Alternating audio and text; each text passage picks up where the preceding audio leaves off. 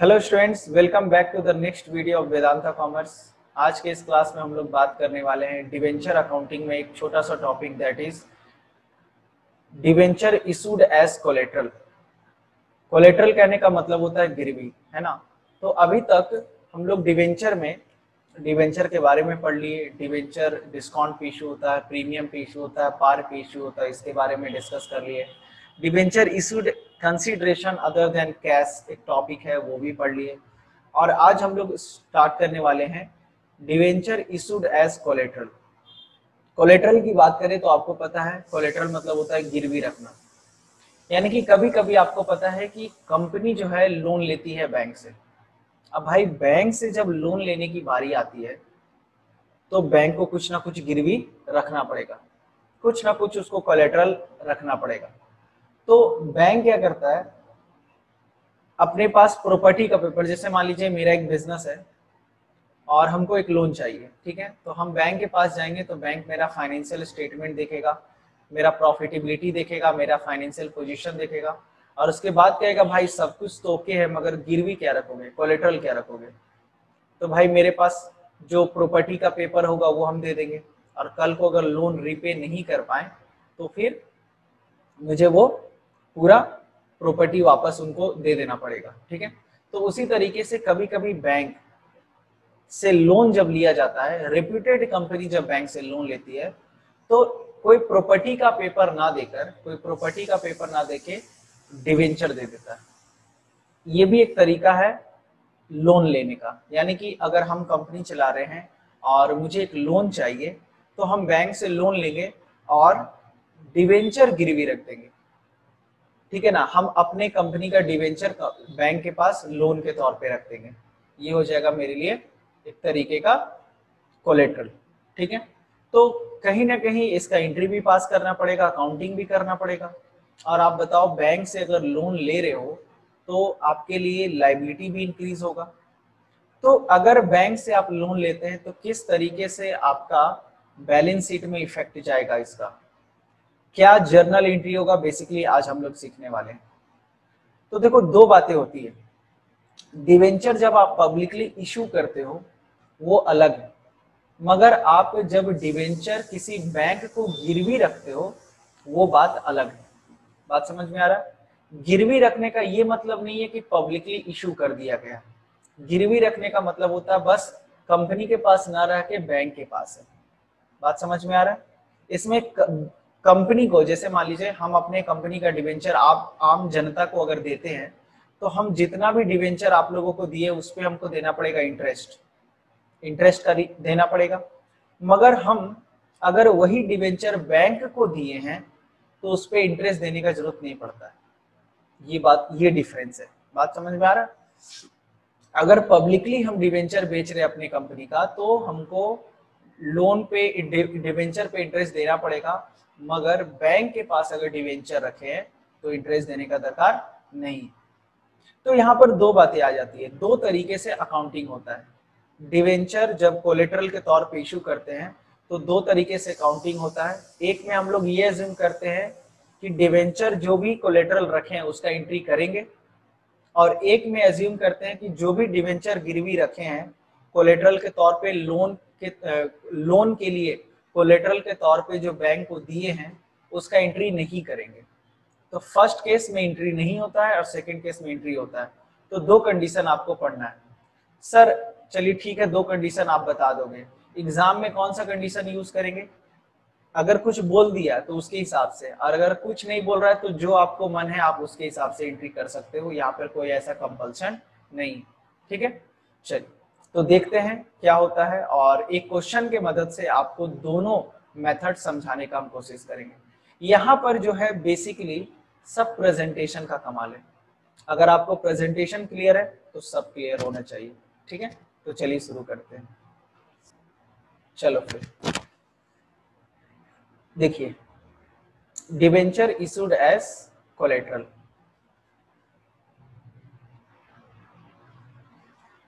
Issue of debenture as collateral security, ठीक है। Bank से जब आप लोन लेते हैं तो आप यहाँ पर देखिए first method and second method आपको बता रहा है। देखते हैं भाई फर्स्ट मेथड में क्या है। In this method, no entry is passed in the book of company as the debenture are not actually issued but only given away as collateral security, है ना। तो फर्स्ट मेथड में हम लोग ये अज्यूम करते हैं कि आप किसी भी तरीके का एंट्री पास नहीं करोगे, और क्योंकि आपने डिवेंचर मार्केट में पब्लिकली इशू नहीं किया है, आप कोलेटरल के तौर पे रखे हैं, जिस दिन लोन रीपे कर दोगे वो आपको वापस मिल जाएगा, ना किसी इंटरेस्ट देने का जरूरत है, ना ही कुछ देने का जरूरत है, ठीक है। अच्छा, मगर बैलेंस शीट में इसके बारे में लिखना जरूर पड़ेगा, क्योंकि फुल डिस्क्लोजर पॉलिसी आप जानते हो, 11 क्लास में पढ़े थे फुल डिस्क्लोजर पॉलिसी, और ये कहता है कि अगर किसी भी तरीके का इंफॉर्मेशन, फाइनेंशियल इंफॉर्मेशन है, तो आपको वो डिस्क्लोज करना पड़ेगा, है ना, वो चीज डिस्क्लोज करना पड़ेगा। तो डिस्क्लोज तो करेंगे, है ना। इक्विटी एंड लायबिलिटी में, बैलेंस शीट में, a note is appended below the loan that loan is secured by the debenture of collateral security. बात समझे, एक नोट से आपको सपोर्ट करना पड़ेगा, क्योंकि फुल डिस्क्लोजर पॉलिसी कहता है कि कोई भी फाइनेंशियल इंफॉर्मेशन है उसको आपको डिस्क्लोज करना पड़ेगा। अब मान लीजिए बैंक से आप लोन लेते हैं, तो एंट्री क्या होना चाहिए? जब भी आप बैंक से पैसा लिए, मान लीजिए 5 लाख रुपीस आप बैंक से लोन लिए, इसका एंट्री क्या होगा? बैंक से पैसा दिए तो बैंक वाला आपके अकाउंट में 5 लाख रुपए ट्रांसफर कर दिया, तो बैंक अकाउंट दिया 5 लाख रुपीस, और बैंक से लोन लिए हो तो टू बैंक लोन, और बैंक लोन को क्रेडिट क्यों किए? क्योंकि बैंक लोन जो है वो आपके लिए लाइबिलिटी है, और लाइबिलिटी है तो क्या होगा? क्रेडिट होगा। 5 lakh rupees and 5 lakh rupees, ये आपका बेसिक सा एंट्री है जो डिवेंचर के केस में होता है ना।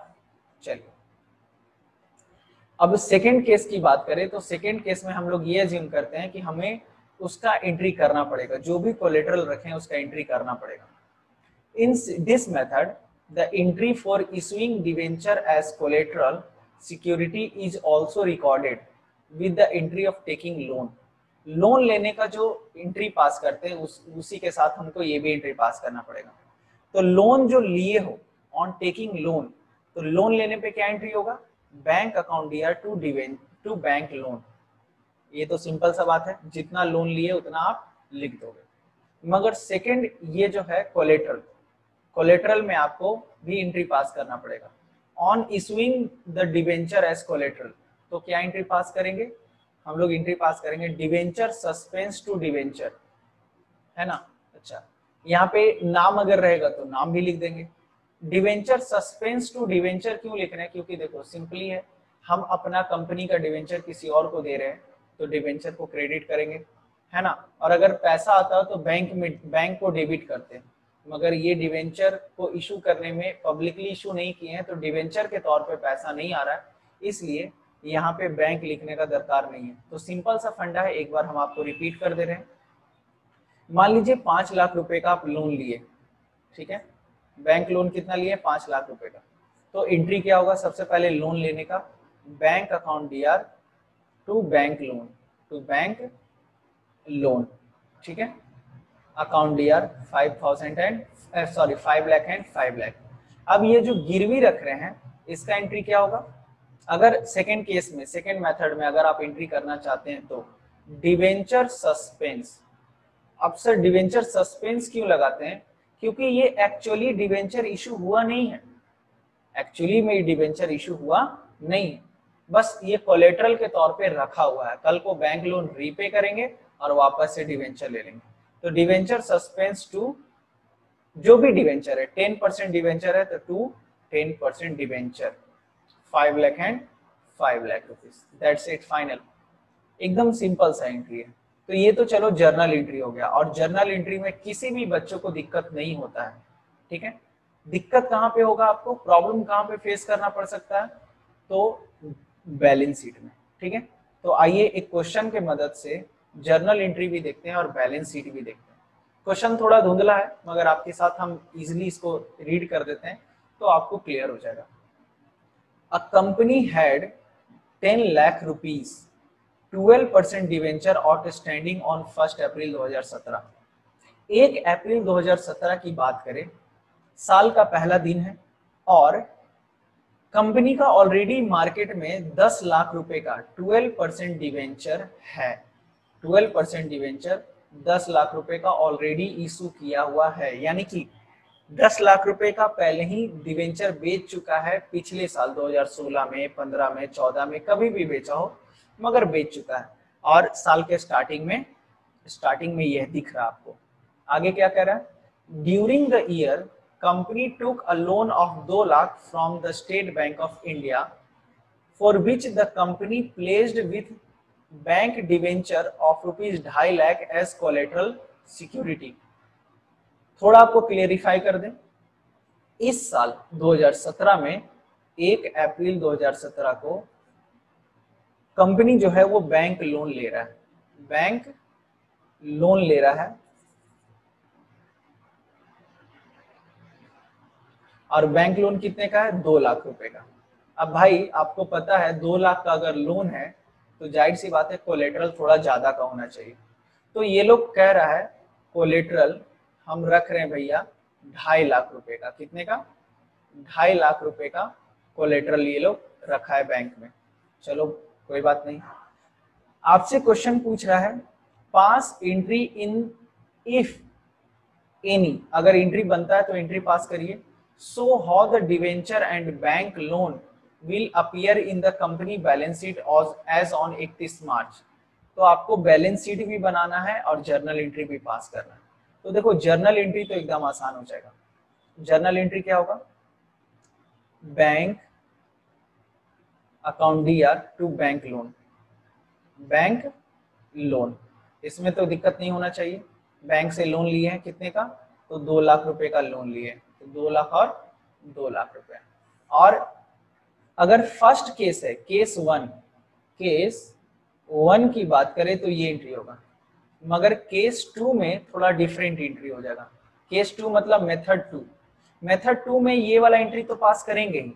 मेथड 2 में 2 एंट्री पास होगा। ए में क्या होगा? Bank account DR to bank loan, bank loan. ये जो एंट्री ऊपर पास किए वो तो पास होगा ही 2 लाख रुपए का, मगर एक और एंट्री पास होगा दैट इज डिवेंचर जो कोलेटरल के तौर पे रखे हैं।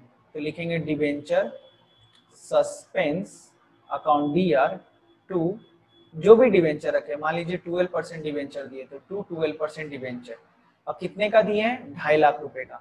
तो यहाँ कितना लिखेंगे? 2.5 लाख। अरे इट डजंट मैटर कि आप 2 लाख रुपया लोन लिए, अगर आपने 2.5 लाख रुपए का डिवेंचर गिरवी रखा है तो 2.5 लाख ही लिखना पड़ेगा ना। ठीक है, चलिए तो यहाँ पर ध्यान दीजिए। सबसे पहले आपको मेथड 1 बता रहा है, फर्स्ट मेथड। तो फर्स्ट मेथड में जर्नल एंट्री आपको पता है, bank account DR to bank loan 2 lakh रुपया, और नरेशन में आप लिखेंगे loan taken from bank 2.5 lakh, debenture deposited as collateral security. Loan taken from the bank and 2.5 lakh का डिवेंचर कोलेटरल के तौर पे हम लोग जमा कर दिए। ठीक है, आई होप कि इसमें दिक्कत नहीं होगा। नेक्स्ट है आपका बैलेंस शीट। यहां पर लिख रहा है एक्सट्रैक्ट ऑफ बैलेंस शीट। क्यों? क्योंकि भाई ये पूरा बैलेंस शीट नहीं है, ये पार्ट ऑफ बैलेंस शीट है। पहले हम लोग पिछले चैप्टर में डिस्कस करें। कब का बैलेंस शीट है ये? 31 मार्च 2018। आपको याद होगा कि बैलेंस शीट में 2 साल का डाटा लिखते हैं, 2018 और 2017 का डाटा। ठीक है, सबसे पहला heading equity and liability. Equity and liability में शेयर होल्डर्स फंड यहाँ पे नहीं लिखाएगा, क्योंकि डिवेंचर इशू करना एक तरीके का लोन है, और ये किस में जाएगा? नॉन करेंट लायबिलिटी में। आपको याद है ना, 4 हेडिंग होता है, share holders fund, share application money pending allotment, है ना, और नेक्स्ट है non current liability, non current liability and current liability. तो ये इसका यहाँ पे यूज नहीं है, इसका भी यूज नहीं है, इसका भी यूज नहीं है, तो सिर्फ और सिर्फ क्या लिखे हैं? Non current liability. और वैसे भी आप ऊपर में एक्सट्रैक्ट ऑफ बैलेंस शीट लिखे हो तो ये वर्ड तभी आप यूज करते हैं जब आपको कंप्लीट बैलेंस शीट बनाने का दरकार नहीं है। तो यहाँ पर सिर्फ और सिर्फ नॉन करेंट लायबिलिटी लिखेंगे, शेयर होल्डर्स फंड वगैरह लिखने का जरूरत नहीं है। और आपको पता है नॉन करेंट डिवेंचर जो है वो लॉन्ग टर्म के लिए लिया जाता है, इसलिए लिखेंगे long term borrowing, note number 1। और 2018 में आपको यहाँ पे 12 लाख दिख रहा है और 2017 में 10 लाख दिख रहा है। सर क्यों? क्योंकि क्वेश्चन में आप देखे हो कि स्टार्टिंग में ही बोल रहा है कि अ कंपनी हैड 10 लाख रुपया 12% डिवेंचर आउटस्टैंडिंग एज ऑन 1 अप्रैल 2017। तो 1 अप्रैल 2017 को 10 लाख रुपए का डिवेंचर कहां से आया? ऑब्वियस सी बात है, कहां से आया है? पिछले साल से आया है ना। 1 अप्रैल 2017 यानी ओपनिंग है, और ओपनिंग बैलेंस कहां से आता है? पिछले साल से आता है, यानी कि पिछले साल भी 10 लाख रुपए का डिवेंचर था मार्केट में। इस वजह से हम यहाँ पे 10 लाख रुपया शो कर रहे हैं, वो भी कब? 2017 को 10 लाख का था, 10 लाख रुपए का डिवेंचर था मार्केट में, और इस साल 2 लाख रुपए का बैंक लोन ले लिए, तो टोटल कितना हो गया? 12 लाख रुपया। मगर बात अभी खत्म नहीं हुआ, आपको पता है यहाँ पे बनाना पड़ता है नोट। क्या बनाना पड़ता है? नोट बनाना पड़ता है। तो नोट वन में ये 12 लाख कैसे आया, ये आपको शो करना पड़ेगा। तो देखिए, लॉन्ग टर्म बोरोविंग में दो आइटम है, 12% डिवेंचर अलग और बैंक लोन अलग। बैंक लोन कितने का है? 2 लाख का, और 12% डिवेंचर पिछले साल वाला कितने का है? 10 लाख का। टोटल कितना हो गया? 12 लाख रुपया। मगर कहानी यहीं पे खत्म नहीं होता, आपको पता है थोड़ा सा कनेक्ट करना पड़ेगा। क्या कनेक्ट करना पड़ेगा? ध्यान दीजिए, है ना। 1-2 क्वेश्चन में आपको हो सकता है कठिनाई हो, मगर उसके बाद आपको कठिनाई नहीं होगा, क्योंकि कुछ चीज आप नया जब सीखते हो तो थोड़ा समय लगता है दिमाग में बैठने में। आपको पता है कि 10 लाख रुपए का मार्केट में पहले से डिवेंचर है, 10 लाख रुपए का पहले से डिवेंचर है, और इस साल बैंक लोन लेने के लिए हम डिवेंचर कितने का दिए हैं? तो 2.5 लाख रुपए का, 2.5 लाख रुपए का दिए। तो आपको इसका जिक्र करना पड़ेगा। देखिए, आप फर्स्ट केस में आप एंट्री नहीं करते हैं, दैट इज डिफरेंट थिंग। मगर नोट्स में लिखना तो पड़ेगा ना कि हाँ भाई, कंपनी का 2.5 लाख रुपए का डिवेंचर जो है वो मार्केट में है, मार्केट में बैंक के पास लोन के तौर पे है, कोलेटरल के तौर पे है। तो फुल डिस्क्लोजर पॉलिसी के हिसाब से आपको ये शो करना पड़ेगा। तो सर कैसे करेंगे, कैसे इसको हम लिखेंगे? तो लैंग्वेज के एडिशन, 12% डिवेंचर 10 लाख रुपए का है, ठीक है। ब्रैकेट में देखो क्या लिख रहा है, इन एडिशन 10 लाख रुपए के अलावा डिवेंचर फॉर 2.5 लाख रुपया has been issued as collateral security. 2.5 lakh रुपए का डिवेंचर कोलेटरल के नाम पे है। बात समझे? ये पॉइंट फिर से हम रिपीट कर रहे हैं, ध्यान दीजिए। हम 12% डिवेंचर 10 लाख ही शो कर रहे हैं, मगर आपको पता है इसके अलावा बैंक के पास भी 2.5 लाख रुपए का है। तो शेयर होल्डर को ये बताना पड़ेगा, पब्लिक को बताना पड़ेगा। अगर आप नहीं बता रहे तो आप गलत कर रहे हो। तो इन एडिशन 10 लाख का जो पब्लिक के पास है वो तो है, debenture for 2.5 lakh has been issued as collateral security. ये किसको हम जवाब दे रहे हैं? ये जवाब दे रहे हैं पब्लिक को, ठीक है। चलिए नेक्स्ट अगर बात करें तो बैंक लोन। भाई बैंक लोन कितने का है? तो सर बैंक लोन है 2 लाख रुपए का। तो भाई बैंक लोन 2 लाख रुपए का है, तो ये किस आधार पे मिला? क्या प्रॉपर्टी का पेपर रखे, क्या मशीन का पेपर रखे, क्या ट्रक का पेपर रखे? तो मान लीजिए अगर ट्रक गिरवी रखे होते तो ऑन कोलेटरल ऑफ ट्रक लिखते हैं, वर्थ रुपीज। मान लो ट्रक है 3 लाख रुपए का, तो 3 लाख लिख देते हैं। मगर यहाँ पर बैंक लोन लेने के लिए कोलेटरल क्या दियो आप? डिवेंचर दियो, तो फिर से लिखना पड़ेगा on collateral security of debenture 2.5 lakh रुपया। बात समझे? यानी कि ऐसा नहीं कि एक बार लिख दिए तो छुटकारा पा लिए, आपको 2 बार लिखना पड़ेगा। एक बैंक लोन लिए हो तो बैंक के सामने, बैंक लोन के सामने, और एक बार इन एडिशन करके आपको शो करना पड़ेगा। ये लिखने का तरीका है, इसमें कोई बदलाव नहीं कर सकते हो, और इसी को आपको फॉलो करना पड़ेगा। इसमें किसी भी तरीके का इफ और बट आप नहीं लगा सकते।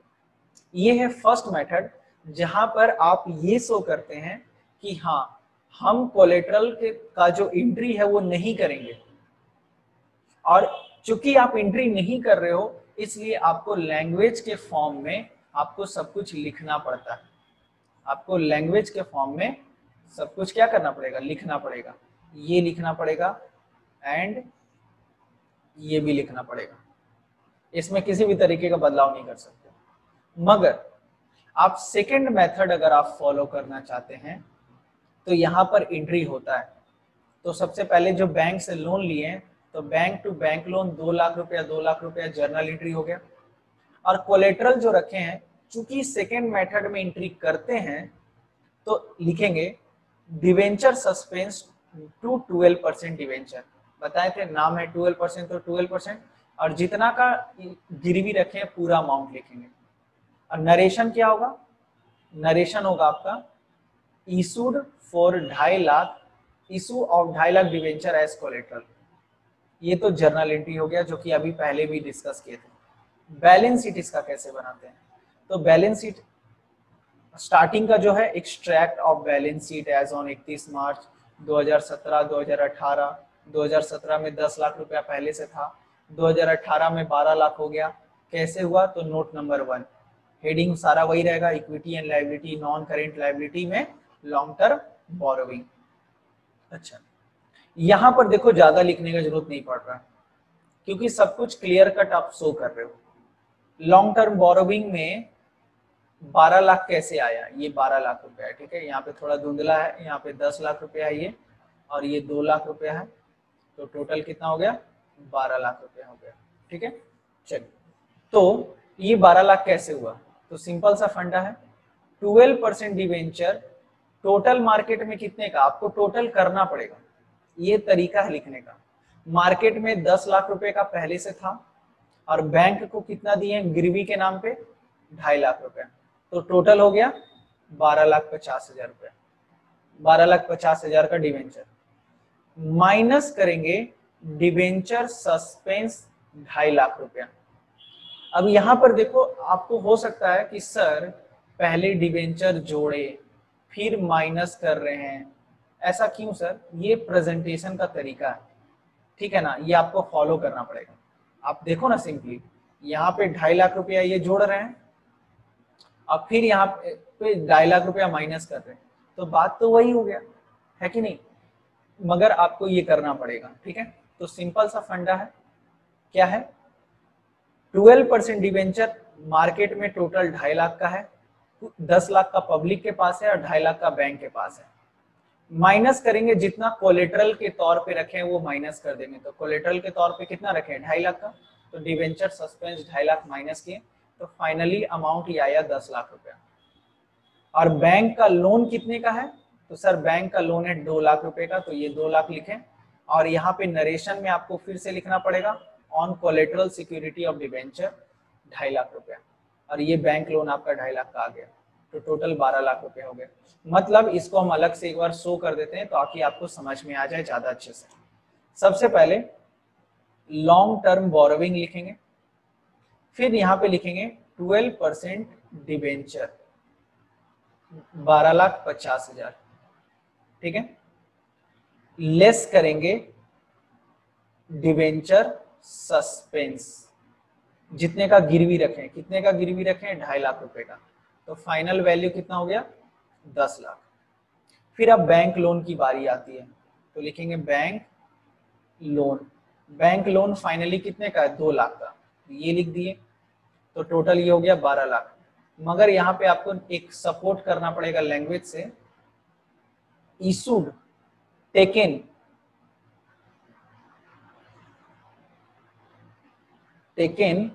Eight collateral security, collateral of 12% debenture worth rupees 2.5 lakh, ये भी लिख सकते हैं, कोई दिक्कत नहीं है। मगर आपको शो जरूर करना पड़ेगा कि ये बैंक लोन किस आधार पे मिला है, आपको किस चीज को गिरवी रख के मिला है, तो सर 2.5 लाख रुपए का डिवेंचर रखे। बात समझ में आया? आई होप कि आपको ये क्लियर होगा। एक और क्वेश्चन हम लोग आज प्रैक्टिस करेंगे ताकि आपको और कॉन्फिडेंस आ सके। क्वेश्चन नंबर 23, इसमें कुछ और एडिशनल इंफॉर्मेशन भी है, उसको भी टैकल करेंगे साथ ही साथ, ठीक है। Mister M limited issued 10,000 8% debenture of 100 each at a premium of 10% on 1/4/2017। M limited जो है वो डिवेंचर इशू किया है 8%, 10,000 पीस, 100 रुपए का 10% के प्रीमियम पे। 8% डिवेंचर 10,000 पीस है और हर डिवेंचर का दाम 100 रुपया है, मगर वो 10 रुपया एक्स्ट्रा चार्ज कर रहा है, ठीक है, 10% के प्रीमियम पे बेच रहा है, ठीक है। और आगे क्या कर रहा है, it purchase fixed assets of the value 2.5 lakh रुपया and took over current liability 40,000 and issued 8% debenture at a premium of 5% to the vendor. देखिए सेकेंड लाइन जो ग्रीन हाइलाइटर से हाईलाइट की है वो अलग है। अब ऐसा क्वेश्चन को फ्रेम किया है, बच्चे कंफ्यूज हो सकते हैं यहाँ पे।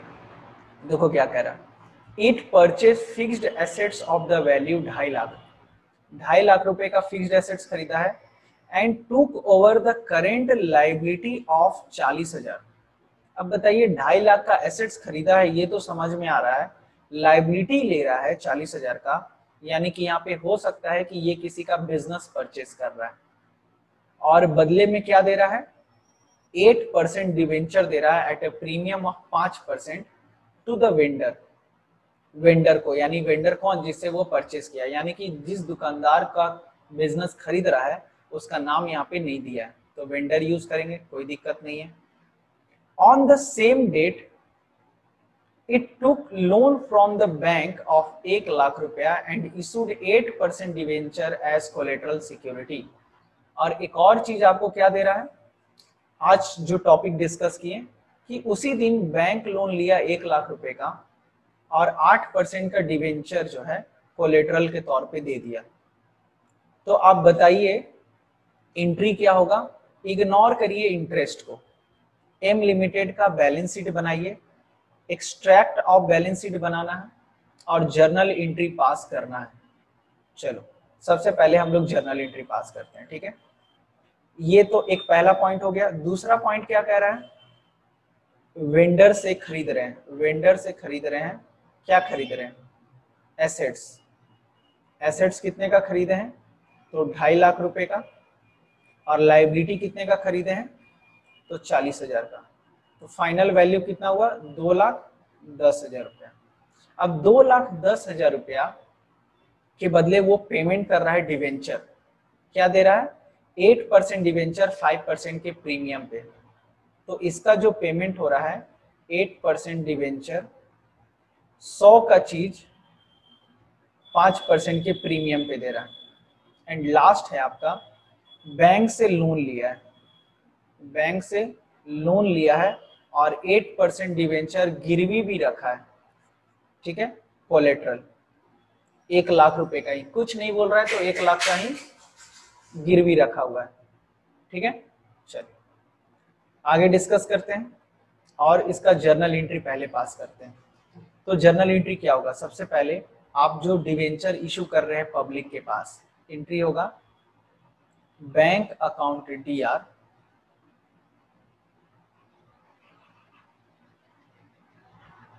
Bank account DR to debenture application and allotment. एक बार में टोटल कितना पैसा आ रहा है, तो सर एक बार में टोटल पैसा आ रहा है 10,000 इंटू 110, ठीक है। तो 10,000 इंटू 110 करेंगे तो आपका आ जाएगा 11 लाख रुपया। तो फाइनली 11 लाख रुपया रिसीव हुआ है पब्लिक को डिवेंचर बेच के। क्वेश्चन को 3 पार्ट में ब्रेक किया है ना।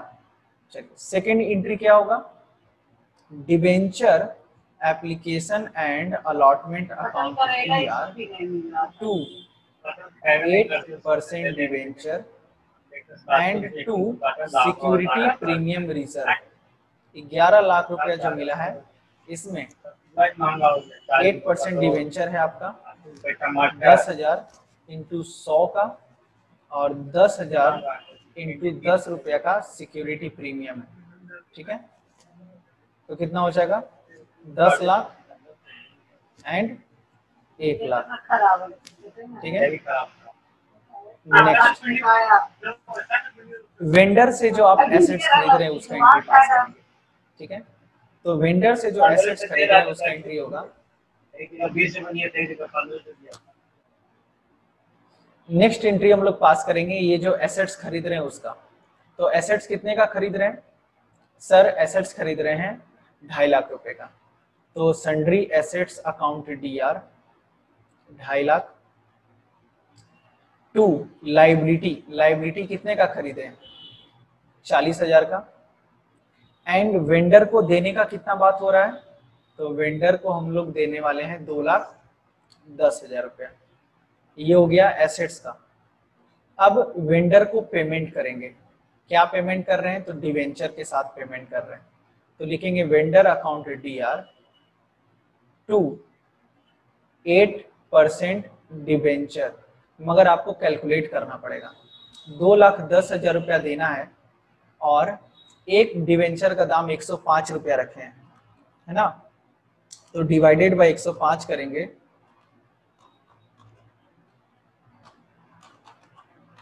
तो आपका टोटल कितना आ रहा है? 2,000 डिवेंचर आ रहा है। कितना है? 2,000 डिवेंचर। तो यहाँ पर 2,000 इंटू 100 और ये जो 5 रुपये एक्स्ट्रा ले रहे हैं सिक्योरिटी प्रीमियम रिजर्व, 2,000 इंटू 5 रुपया। तो फाइनली अब आप जोड़िए उतना ही अमाउंट आएगा। 2,10,000 हमने देना है, यहाँ पर हो जाएगा 2 लाख और 2,000 इंटू 5 करेंगे तो 10,000। डेबिट और क्रेडिट जो है वो इक्वल हो गया और इस तरीके से नंबर ऑफ डिवेंचर भी निकाल लेंगे। लास्ट हम लोग एंट्री पास करेंगे किसका? बैंक से जो लोन लिए, और हम ये अज्यूम कर रहे हैं कि हमने एंट्री पास करना है। तो यहाँ पर 2 एंट्री हो जाएगा, bank account DR to bank loan. Second method follow कर रहे हैं। ठीक है, second method bank to bank loan 1 lakh और 1 लाख, और डिवेंचर सस्पेंस का भी एंट्री करना पड़ेगा क्योंकि सेकेंड मेथड फॉलो कर रहे हैं, है ना? तो एंट्री क्या होगा? Debenture suspense to 8% debenture. Entry कितना होगा? 1 लाख एंड 1 लाख। बस हो गया, इतनी सी बात है। अच्छा, अब इसी चीज का प्रेजेंटेशन देखो, यहाँ पर पूरा जर्नल एंट्री पास किया हुआ है, आप देख लेना घर पे इसको एक बार अच्छे से। और अब बैलेंस शीट की बात करें तो चलो, बैलेंस शीट यहाँ पर आपको बना हुआ है, फॉर्मेट ज्यादा बनाना पड़ेगा इसलिए हम यहीं से आपको शो कर देते हैं। ठीक है, ध्यान दीजिएगा। देखो क्या कह रहा है, extract of balance sheet. Extract of balance sheet की बात करें तो सबसे पहले इक्विटी एंड लायबिलिटी है, एक्सट्रैक्ट है ना। आपको पता है मार्केट में डिवेंचर इशू किया गया है और सिक्योरिटी प्रीमियम रिजर्व का भी पैसा आया है ना।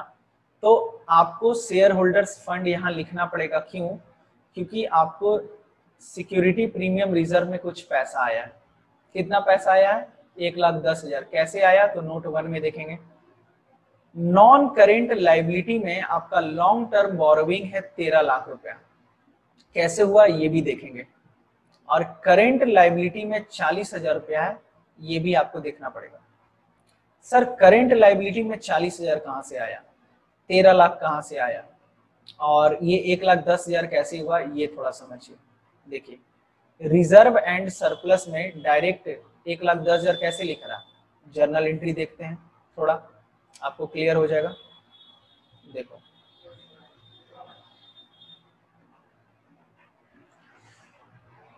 एक देखिए यहाँ पर है सिक्योरिटी प्रीमियम रिजर्व 10,000 रुपया, और एक है to security premium reserve 1 lakh रुपया। तो टोटल कितना हो गया? 1,10,000 रुपया।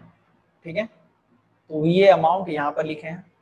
नेक्स्ट है 8% डिवेंचर मार्केट में कितने का है, 13 लाख रुपए का। सर 13 लाख का कैसे हो गया, देखो आप यहां पर से दिखाते हैं तो ज्यादा बेटर रहेगा, है ना। देखिए आप सबसे पहले 8% डिवेंचर 10 लाख रुपए का इश्यू किए, 10 लाख हो गया। फिर 8% डिवेंचर 2 लाख रुपए का इश्यू किए, 12 लाख हो गया। और कोलेट्रल के तौर पे कितना रखे, 1 लाख रुपए का, है ना। कोलेट्रल के तौर पे 1 लाख रुपए का रखे, तो टोटल 13 लाख रुपया हुआ उसके हिसाब से, ठीक है। ये आपको पूरा देखना पड़ेगा, ये जब तक आप प्रैक्टिस नहीं करेंगे तब तक नहीं होगा। अब आपको पता है ये जो 13 लाख का डिवेंचर है, इसमें 1 लाख रुपए का तो डिवेंचर लोन के हिसाब से है, बैंक लोन के हिसाब से है, तो वो 1 लाख माइनस किए तो टोटल हो गया 12 लाख रुपए। और बैंक लोन भी तो आपके लिए लॉन्ग टर्म बोरोविंग है, तो सिंपल सा फंडा है, सिक्योरिटी प्रीमियम रिजर्व में दिक्कत नहीं होना चाहिए। सिक्योरिटी प्रीमियम रिजर्व 1,10,000 है, इसमें दिक्कत नहीं होना चाहिए। मगर 8% डिवेंचर टोटल 13 लाख का कैसे हुआ, 10 लाख, 12 लाख और 1 लाख, ठीक है। जिसमें कि जितना का कोलेट्रल के तौर पे रखते हैं वो माइनस कर देते हैं, तो फाइनल बचा कितना, 12 लाख रुपए। और बैंक से लोन कितना लिए, 1 लाख रुपए का, और उसके लिए ये लैंग्वेज लिखना पड़ेगा, ऑन कोलेट्रल ऑफ 8% डिवेंचर, तो टोटल हो गया ये 13 लाख रुपए। अब यहां पर आप देखिए करेंट लाइबिलिटी आपको 40,000 दे रहा है, ये कहां से आया। करेंट लाइबिलिटी जो 40,000 का आपको दिख रहा है, आप देखिए यहाँ पे, आपको याद है ना कि ये बिजनेसमैन किसी का बिजनेस खरीदा है और उसका लाइबिलिटी कितने का खरीदा है, 40,000 रुपए का, तो वो भी तो शो करना पड़ेगा। और 2.5 लाख रुपए का क्या खरीदा है, एसेट्स खरीदा है, ये भी तो शो करना पड़ेगा। तो देखिए ये जो लाइबिलिटी आया है, ये जो आपका लाइबिलिटी आया है, ये एक्चुअली में 40,000 का, सॉरी 40,000 का ये जो लाइबिलिटी आपको दिख रहा है, ये एक्चुअली में कौन किसका है, वो जो बिजनेस खरीदे हैं किसी और का, उसका है ये, ठीक है। और फिक्स्ड एसेट्स की टोटल की बात करें तो टोटल फिक्स्ड एसेट्स कितने का है, 2.5 लाख रुपए का। इसी तरीके से आपको बनाना होगा, ठीक है। इस तरीके का क्वेश्चन और भी आने वाले क्लासेस में हम लोग प्रैक्टिस करेंगे, ताकि आपको और भी कॉन्फिडेंस आ सके, ठीक है। इस क्लास में बस इतना ही, अगले क्लास में और चर्चा करेंगे, ताकि जो भी बचा कुचा कंफ्यूजन है वो आपका दूर हो जाए। Till then thank you so much.